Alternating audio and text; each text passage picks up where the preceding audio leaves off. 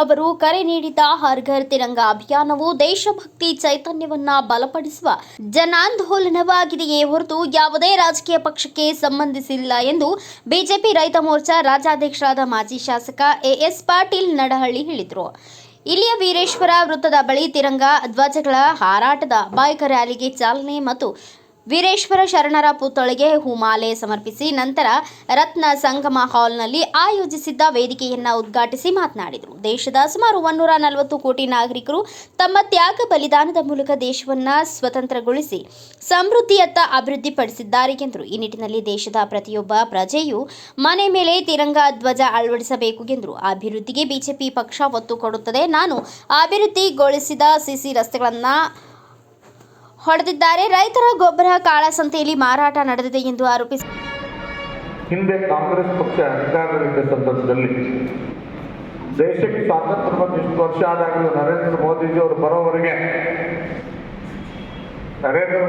ಅಧಿಕಾರಕ್ಕೆ ಬರೋವರೆಗೆ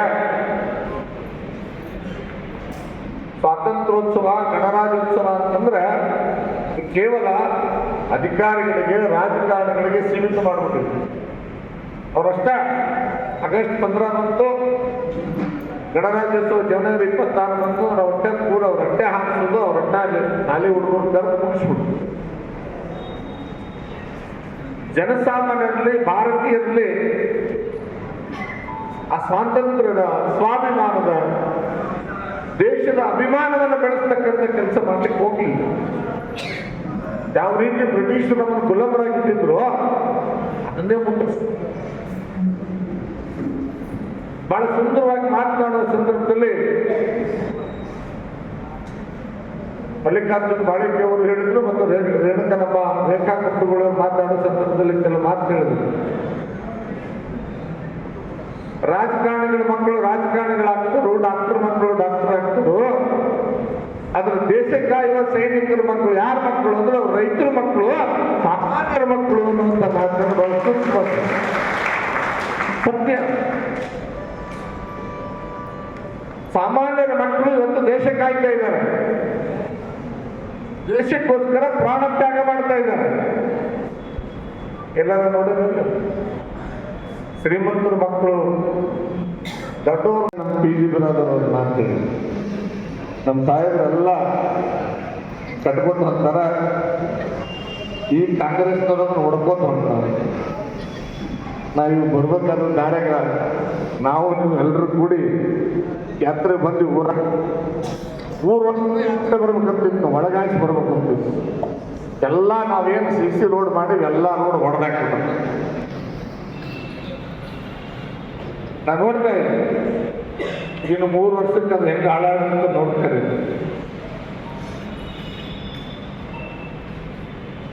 ಪಕ್ಕದಲ್ಲಿ pipe line ಹಾಕ್ಬೋದಾಗಿದೆ ಕುಡಿಯೋ ನೀರು.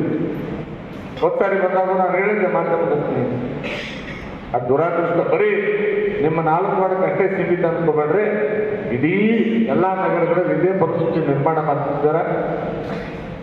ಅದು ಒಂದು ನಮ್ಮ ಜನ ಜಾಗೃತ ಆಗಬೇಕು. ಕಾಂಗ್ರೆಸ್ ಗುಲಾಮಗಿರಿ ಆಡಳಿತದಿಂದ ಇಡೀ ತಾಲೂಕು ನರಳುತ್ತಾ ಇದೆ. ಅದರಿಂದ ನಾವೆಲ್ಲರೂ ಕೂಡ ಹೊರಗೆ ಬರಬೇಕಾಗಿದ್ರೆ ನಮ್ಮ ಕಾರ್ಯಕರ್ತರು, ನಮ್ಮ ಮುಖಂಡರುಗಳು ಇವೆಲ್ಲ ಸೇರಿದ್ರಿ ನೀವೆಲ್ಲರೂ ಕೂಡ ಈ ಸ್ವಾತಂತ್ರ್ಯೋತ್ಸವ ದಿನ ಒಂದು ಸಂಕಲ್ಪ ಮಾಡಬೇಕು. ದೇಶ ವಿರೋಧಿ ದೇಶದ್ರೋಹಿ ಕೆಲಸಕ್ಕೆ, ದೇಶದ್ರೋಹಿಗಳಿಗೆ ಬೆಂಬಲ ಕೊಡ್ತಿರ್ತಕ್ಕಂಥ ಬೇರು ಸಮೇತ ಈ ರಾಜ್ಯದಲ್ಲಿ ಕಿತ್ತೊಗಿದ್ದೇವೆ ಅಂತಕ್ಕಂಥ ಸಂಕಲ್ಪವನ್ನು ಕೂಡ ನೀವೆಲ್ಲರೂ ಬೇಕು ಅಂತಕ್ಕಂಥ ಮಾತನ್ನು ಹೇಳಿ ಕಾರ್ಯಕ್ರಮದಲ್ಲಿ ಬಿಜೆಪಿ ರಾಜ್ಯ ಯುವ ಮೋರ್ಚಾದ ಉಪಾಧ್ಯಕ್ಷ ಮಲ್ಲಿಕಾರ್ಜುನ್ ಬಾಳಿಕಾಯಿ ಮಾತನಾಡಿ, ಕಾಂಗ್ರೆಸ್ ಪಕ್ಷದವರು ತಿರಂಗ ಹಿಡಿಯಲು ಯೋಗ್ಯರಲ್ಲ. ಪಂಜಾಬ್ ಮತ್ತು ಸಿಂಧ್ ಭಾಗವನ್ನ ಪಾಕಿಸ್ತಾನಕ್ಕೆ ನೀಡಿದ ಕಾಂಗ್ರೆಸ್ ಪಕ್ಷವು ದೇಶವನ್ನ ವಿಭಜನೆ ಮಾಡುವ ಕೆಲಸ ಮಾಡಿ ಜಾತಿ ಮತದ ಮೇಲೆ ಒಡೆದಿರುವಂತಹ ಕಾಂಗ್ರೆಸ್ನವರಿಗೆ ತಿರಂಗವನ್ನು ಹಿಡ್ಕೊಳ್ಳುವಂತ ಕನಿಷ್ಠ ಯೋಗ್ಯತೆಯೂ ಇಲ್ಲ ಅಂತ ನಾನು ಖಂಡಿತವಾಗಿ ಭಾವಿಸ್ತೇನೆ. ಬರೀ ದೇಶವನ್ನು ಒಡೆದಿರುವಂಥದ್ದು ಮಾತ್ರ ಅಲ್ಲ, ನಾಳೆ ಆಗಸ್ಟ್ 15 ಸ್ವಾತಂತ್ರ್ಯ ದಿನೋತ್ಸವ, ಆಗಸ್ಟ್ 14ಕ್ಕೆ ಈ ದೇಶದ ವಿಭಜನೆಯನ್ನು ಮಾಡಿರುವಂಥ ಕಳಂಕ ಪಾಪ ಯಾರಿಗಂಟಿದೆ ಅಂತ ಕೇಳಿದ್ರೆ ಇಂಡಿಯನ್ ನ್ಯಾಷನಲ್ ಕಾಂಗ್ರೆಸ್ಗೆ ಅಂಟಿದೆ. ಈ ದೇಶದ ಅತ್ಯಂತ ಮುಕುಟಪ್ರಾಯ ಕಿರೀಟಪ್ರಾಯವಾಗಿದ್ದಂಥ ಜಮ್ಮು ಕಾಶ್ಮೀರ, ಆ ಜಮ್ಮು ಕಾಶ್ಮೀರದ ರಾಜಧಾನಿ ಶ್ರೀನಗರದಲ್ಲಿ ಲಾಲ್ ಚೌಕ್ ಅನ್ನುವಂಥ ಒಂದು ಸರ್ಕಲ್. ಬಂಧುಗಳೇ, ತಾಯಂದ್ರೆ ತಮಗೆ ಬಹಳಷ್ಟು ಜನಕ್ಕೆ ಗೊತ್ತಿದೆ, ಇನ್ನು ಕೆಲವರಿಗೆ ಗೊತ್ತಿಲ್ಲ, ಗೊತ್ತಾಗಬೇಕು ಈ ಸತ್ಯ ಸಂಗತಿ. ಲಾಲ್ ಚೌಕ್ ಒಳಗಡೆ ಭಾರತದಲ್ಲೇ ಇರುವಂತ ಜಮ್ಮು ಕಾಶ್ಮೀರದಲ್ಲೇ ಇರುವಂತ ಅಲ್ಲಿನ ಕ್ಯಾಪಿಟಲ್ ಸಿಟಿ ಆಗಿರುವಂತ ರಾಜಧಾನಿ ಆಗಿರುವಂತ ಲಾಲ್ ಚೌಕ್ ಒಳಗಡೆ ಪಾಕಿಸ್ತಾನದ ಧ್ವಜವನ್ನ ಕದ್ದು ಮುಚ್ಚಿ ಹಾರಿಸ್ತಾ ಇದ್ರು ಭಯೋತ್ಪಾದಕರು, ಮತಾಂಧರು. ಆದ್ರೆ ಭಾರತದ ಸಂಕೇತವಾಗಿದ್ದಂತ ತ್ರಿವರ್ಣ ಧ್ವಜವನ್ನ ಹಾರಿಸೋದಕ್ಕೆ ಅಲ್ಲಿ ಅನುಕೂಲ ಮಾಡಿಕೊಡ್ತಾ ಇರಲಿಲ್ಲ, ಅವಕಾಶ ಕೊಡ್ತಾ ಇರಲಿಲ್ಲ. ಲಾಲ್ ಚೌಕ್ ಒಳಗಡೆ ಕಾಂಗ್ರೆಸ್ಸಿನ ನೇತೃತ್ವದಲ್ಲಿ ಲಾಲ್ ಚೌಕ್ ಒಳಗಡೆ ನಮಗೆ ತಿರಂಗ ಹಾರಿಸೋದಕ್ಕೆ ಬಿಡ್ತಾ ಇರಲಿಲ್ಲ. ಆದ್ರೆ ನಮಗೆ ಹೆಮ್ಮೆ ಆಗಬೇಕು ಬಿಜೆಪಿಯ ಕಾರ್ಯಕರ್ತ ಅನ್ನೋದಕ್ಕೆ, ನಮಗೆ ಗೌರವ ಆಗಬೇಕು, ಗರ್ವ ಆಗಬೇಕು, ನಮ್ಮ ಎದೆ ಮತ್ತಷ್ಟು ಅಗಲ ಆಗಬೇಕು ಬಿಜೆಪಿ ಕಾರ್ಯಕರ್ತ ಅನ್ನೋದಕ್ಕೆ ಯಾವ ಕಾಂಗ್ರೆಸ್ ಜಮ್ಮು ಕಾಶ್ಮೀರದಲ್ಲಿ ತಿರಂಗ ಧ್ವಜವನ್ನು ಹಾರಿಸೋದಕ್ಕೆ ಬಿಡ್ತಾ ಇರಲಿಲ್ವೋ, ಅದೇ ಲಾಲ್ ಚೌಕ್ ಒಳಗಡೆ, ಅದೇ ಜಮ್ಮು ಕಾಶ್ಮೀರದೊಳಗಡೆ ಕಳೆದ 11 ವರ್ಷಗಳಿಂದ ನರೇಂದ್ರ ಮೋದಿ ಅವರ ನೇತೃತ್ವದಲ್ಲಿ ತಿರಂಗ ಧ್ವಜ ಬಹಳ ಭವ್ಯವಾಗಿ ಹಾರಾಡ್ತಾ ಇದೆ. ಈ ಒಂದು ಕಾರ್ಯವನ್ನ ಮಾಡಿರುವಂತದ್ದು ಭಾರತೀಯ ಜನತಾ ಪಾರ್ಟಿಯ ಕಾರ್ಯಕರ್ತರು ನರೇಂದ್ರ ಮೋದಿ ಅವರ ನೇತೃತ್ವದಲ್ಲಿ.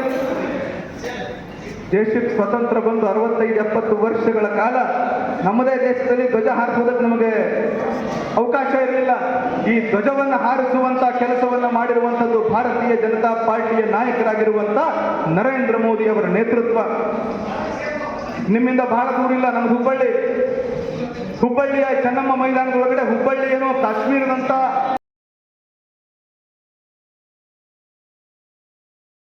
ಬಿಜೆಪಿ ಧುರೀಣರಾದ ಗಂಗಾಧರ್ ರಾವ್ ನಾಡಗೌಡ, ಬಿಜೆಪಿ ಜಿಲ್ಲಾಧ್ಯಕ್ಷ Gurulingappa Angadi, KR Biradar, MS Patil, Somanagouda Biradar, Nanappa Nayak, Somashekhar Chiraladinni, Revanappa Chalavadi, BS Yalwar, ಸ್ಥಳೀಯ ಬಿಜೆಪಿ ಯುವ ಮುಖಂಡ ಸಂಗಮೇಶ್ ಮೇಟಿ ಸೇರಿದಂತೆ ಹಲವರು ಉಪಸ್ಥಿತರಿದ್ದರು.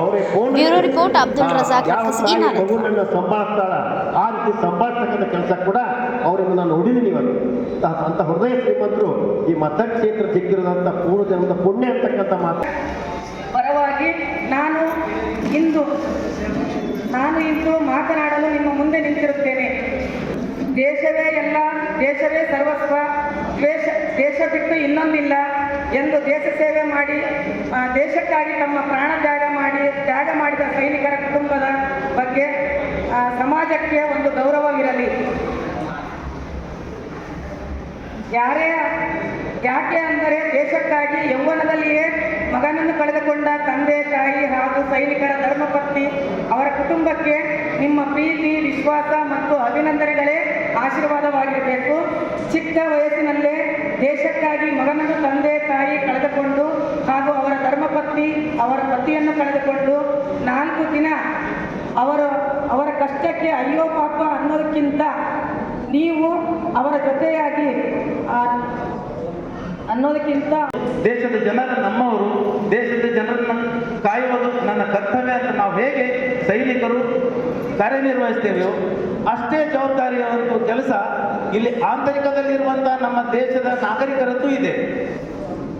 ಈಗ ತಾವು ಕೇಳ್ತಾ ಇರ್ತೀರಿ ಹಲವಾರು ಸಲ ನ್ಯೂಸ್ನಲ್ಲಿ ಅಥವಾ ಯಾವುದೇ ಪತ್ರಿಕೆಯಲ್ಲಿ ಹಲವಾರು ಜನ ಈ ಪಾಕಿಸ್ತಾನ ಏನು ಮಾಡ್ತದೆ ಅಂತಂದ್ರೆ ಅದಕ್ಕೆ ನೇರವಾಗಿ ನಮ್ಮನ್ನು ಹೊಡೆಯುವಂಥ ಶಕ್ತಿ ಅಂತೂ ಇಲ್ಲವೇ ಇಲ್ಲ, ಮುಂದೆ ಆಗೋದು ಇಲ್ಲ.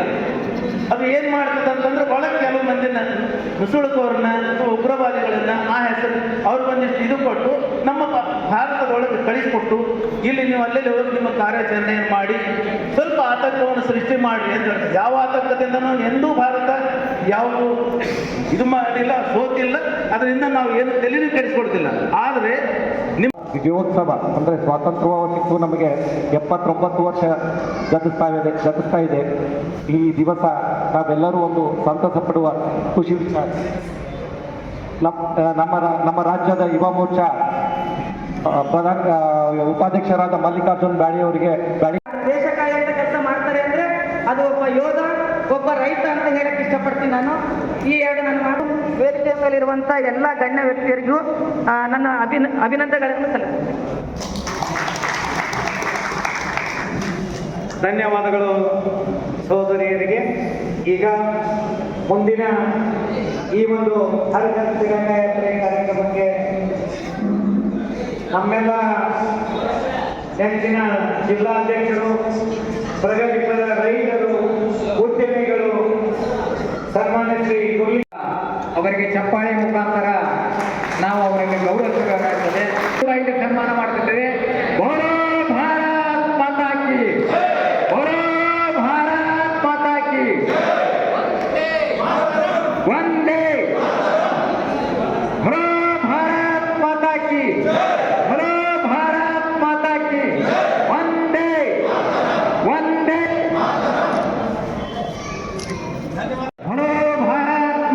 ಕಿ ಚಪ್ಪಾಳೆ ಮುಖಾಂತರ ಸೈನಿಕರನ್ನು ಗೌರವಿಸಬೇಕಾಗಿ ತಮ್ಮಲ್ಲಿ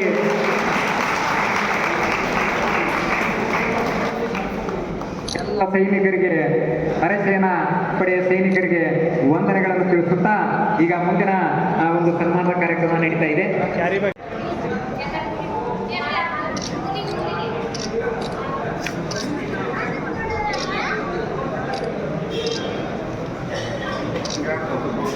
बोलो भारत माता की, बोलो भारत माता की.